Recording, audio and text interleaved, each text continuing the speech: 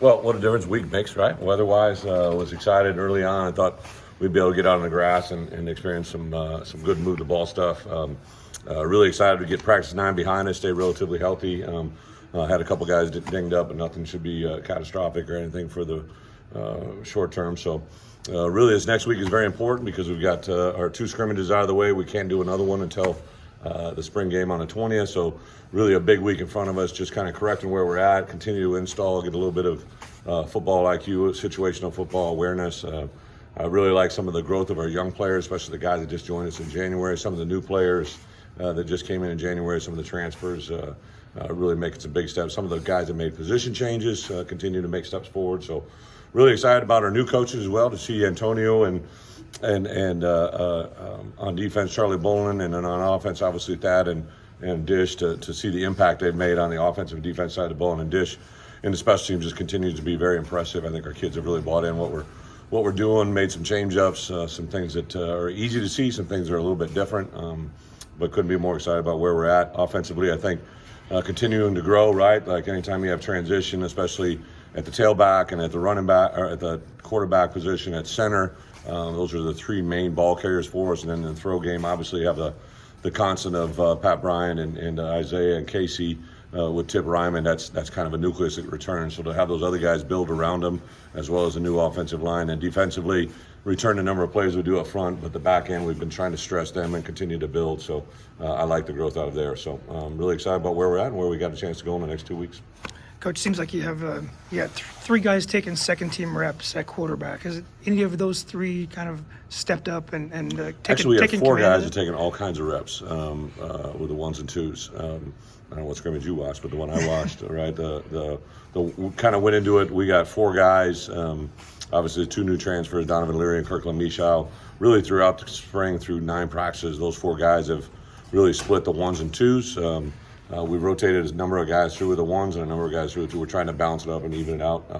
Some guys did some good things. Luke maybe didn't have a good start today, finished up really strong. Donovan came in, was really pretty steady all the way through. John Paddock started off good, had a little lull, came back on the back end, and then Michal was kind of just a steady guy throughout. So the good news is 4 guys continue to battle themselves out, and we'll see where it goes. How big is communication with your mid-year January enrollees? George talked about maybe emphasizing more positive because they've never been in this kind of scenario in an environment, and they don't know that they're supposed to be messing up right now. Yeah, no, I've kind of kept stressing to our guys, like everybody's journey in spring football is kind of a unique time where there's so many differences between guys and the level of play they're at, right? Like you have Johnny and Keith and Isaiah and Julian and really Isaiah Williams, and those 5 guys are kind of a different level from others, right? And then now you throw in Casey Washington and Pat Bryant in the receiver room. You throw in Josh McCray and Reggie, who haven't played a lot of football, but they're definitely ahead of the other 3 running backs as far as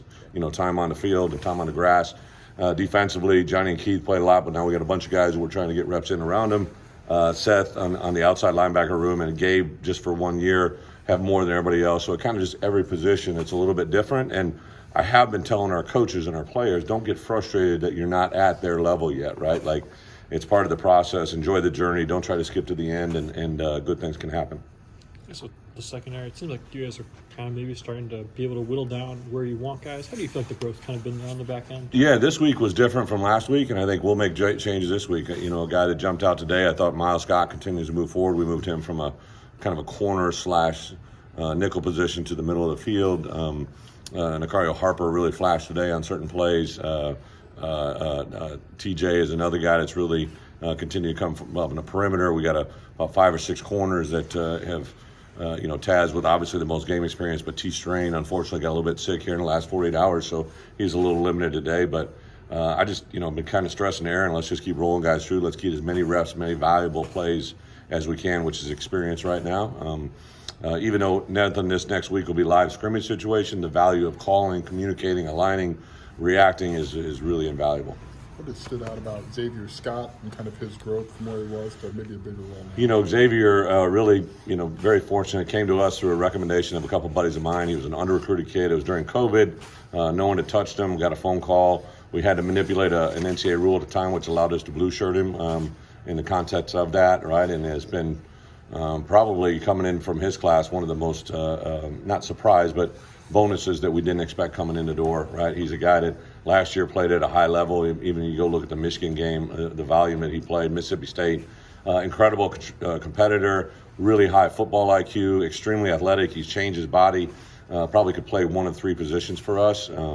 Really, really good football IQ and awareness that he talks like some kids have it but don't share it. But Xavier, speaks very, very confidently all the time, and yeah, I'm really excited about his growth for a guy that's got 3 years ahead of him here. It's a pretty cool thing to watch. You had more recruits in there this weekend. I know that's been a big Yeah. district. How's it going? How much easier is it now than supposedly a year ago when we recruited? Twofold. Well, we've created a little bit more buzz about ourselves, which creates a little more buzz. We had players in today from really from coast to coast, and the thing about that, I think that takes a foreshadow for us to be able to communicate with them, talk to them, get them here. Obviously, we can't. We haven't had an official visit yet, so all these are unofficial visits, so they're paying for their own way to come up. But to have a kid that's maybe back for Easter break that travels to a private school, maybe to have it's easy to, not easy, but to get Illinois kids here. We have kids from really all the border states around us here this week. Not just today. We have guys in all this week because Easter week, spring break, this is a busy time. So a lot of credit to Pat Ellington and our staff to kind of get those things lined up. Our coaches that have recruiting areas, but some of these guys are outliers too. Guys that we have had a couple portal guys in that we're allowed to visit because of the rules that are grad chancellors. But recruiting is a day-to-day journey, and every day is a new day. Coach, we talked to Bart after the scrimmage last week, and he said he watched the film. There was a lot of things to work on with the O-line. Did you see some growth from one week to the next? Our O-line especially, it's you see Julian and Isaiah who got a lot of experience, right? And Jordan Slaughter to a certain extent. But then you have guys at the center position. I think Josh Kreutz has continued to be very impressive every day. His knowledge of the game, his football IQ, his acumen, his ability to communicate, a really tough competitor. He's really jumped out. Barlow has been a nice addition, and then actually T.J. McMillan has been a nice surprise as well to come in as a true freshman and do what he's done. And then at right tackle, I would say Geske, Josh has been a guy that's really kind of shown up in a big way. I think he could play tackle. He probably has some guard value. Obviously, we have Des Schuster that's going to be coming in for us here into June, and that will be another guy added into our roster. We may have one more addition through the transfer portal. We have a couple scholarships available for us, so we're trying to determine where those players will come from, but also where they'll go. That'll steer our depth more than anything. Brent, how does Solo Turner look this spring? Yeah. I don't see too many sit-out transfers anymore. What did he gain from that year? Well, so Solo actually was under appeal. We wanted to play him last year, Sure. but he didn't win the appeal. So Solo's story, his journey, obviously got an uncle that was a great person here and a great representative of Illinois. So he's been around us a long time. I think the thing that he brings to the table is he's very physical. He communicates very well. He's into it. There's nobody more intense. If I have a meeting at 6 a.m., he's in there at 5:45 a.m., sitting in that spot every time. He's just relentlessly preparing himself for when his moment comes. Out there today, I thought he showed up a couple times. He's a guy that has some unique skill sets and that he's big enough to play in the box, but he has enough speed and athleticism to play a little bit removed. So kind of a unique guy that we're excited to find a role for. What kind of differences have you seen in T-Rod just as he gets a second year? T-Rod, for me, the growth that he had this winter was a great indication of what's coming. And I think this spring, he was our MVP last Tuesday or Thursday, plays with his hands really well, super high football intelligence, very motivated, a guy that everything you ask him to do, like he's one of those kids, you better tell him exactly what you want because it's exactly what you're going to get, right? He really takes a lot of pride. But I think also to bring in Denzel right with him, to bring in a little competition there. RJ's been really good as well. And then we've been playing Sed inside as well at the nose position. So competition brings the best out of people, and I think T-Rod's feeling that competition. I mean, Keith and Johnny coming back is big, but how important is one of those guys filling that role well? From Rod 2 years ago to obviously Calvin this year, we've been able to play the last 2 years with a pretty sturdy nose, right? It's hard to block, a guy that brings size and value and speed. I think Calvin will be interested to see what happens to him because I think as you went back and watched last year's film, what he did at the nose position was a huge part of our success, especially early downs. He just really occupied that middle, made it hard for him to move, and gave offenses, I think, a lot of problems because you can't man him by himself. And if we can find that value again in someone else in this room right now, that'd be incredibly beneficial. You mentioned a couple dings or bruises. Anything that would linger into fall camp? No. The only thing that that isn't really. We have 4 guys. We got Zy Chrysler, Bryce Barnes, Matt Bailey, and somebody else. There's 4 guys, huh? Zeke, right? All 4 of those guys, I think, should be cleared when we start in June. All right, so there's nothing that would be into the fall. Coach, the NFL draft is Yeah. fast approaching. How does that visibility with your players help your program? It's been overwhelming. Obviously, Spoon had the deal Wednesday that you guys were at. My phone literally has been blowing up the last 2 weeks. Obviously, a lot about Spoon, but I think he's kind of in the stratosphere now where people are jockeying and trying to figure out where he's going to be, and people don't want to tip their hat. But I literally get a call or a text. I would say 5 or 6 calls a day or a text asking me to reach out to him from the people I know. I would say in 32 NFL teams, I probably know somebody in that decision loop, either a GM, a couple of owners, a director of personnel, or a head coach that when they're spending that kind of money, when you start talking first, second round picks, especially where Spoon could go, I mean, they're not just doing a little bit of research, right? They're going to find out everything and anything they can to make sure the value, what they are going to attach to this pick will be. And, I would say Spoon obviously has ascended a bunch before the combine and after combine, and I don't think Wednesday did anything but help him.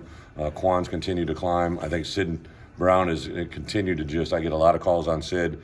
And now they're starting to do these 30 interviews where each squad gets 30 interviews that they can bring a guy to campus. And I think a lot of our guys are booked for the entire time frame they're allowed just because people are extremely intrigued with them. And then I got a call about D'Arcangelo, got a call about Pillstrom, right? So I'm starting to get these calls on guys that might be late round of first to free agent priority guys. And couldn't be more excited. It brings a lot of buzz for us. I'm going to go to the draft. I'm going to hop on a plane and hopefully go wherever our next guy is getting drafted and see that and capture the moment. I've had several first-round picks, but I've never gone to the draft. It never used to dawn on me, right? Didn't even think about going to the draft. I remember there was 2 times when the NFL called me to try to get my players to go to the draft because they wanted to be those guys to be present, and it never clicked in my head, hey, Coach, why don't you go to it? So for us in recruiting now, to capture that moment with that player or his people and celebrate that, obviously Spoon, Quan, Sid, Chase, those guys potentially could be, first, second, third round, all those guys, and it's fun to capture that moment. You brought in 2 scholarship specialists with this class. How have they look?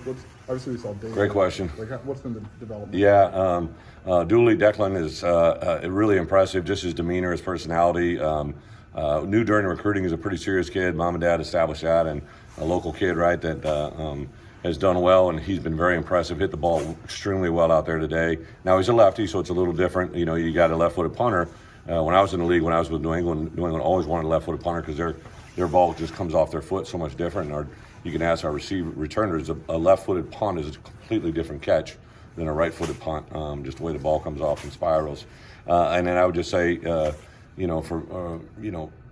if there's been a guy that probably has jumped out of all the freshmen coming out, is David Alano. He's very confident, just kind of everyday approach, his demeanor, his personality, he kind of just rolls with it. And our guys, even when he goes out there and hits the ball, you hear our guys respond. So it's been great to bring the competition to the room, but also to see how well they've executed, and it's good for us in the future.